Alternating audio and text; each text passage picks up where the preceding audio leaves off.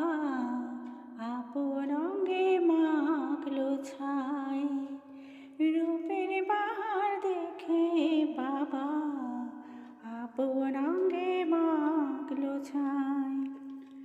মনোমালা ঝুলছে গালে, বজ্র হাতে করাল ওসি, দিগম্বরী মহামায়া ভয়ঙ্করী লোকেশী। কালো অঙ্গে আলোর জ্যোতি, এমন রূপার কোথায় পাই? রূপের বাহার দেখে বাবা আপন অঙ্গে মাখলো ছাই, রূপের বাহার দেখে বাবা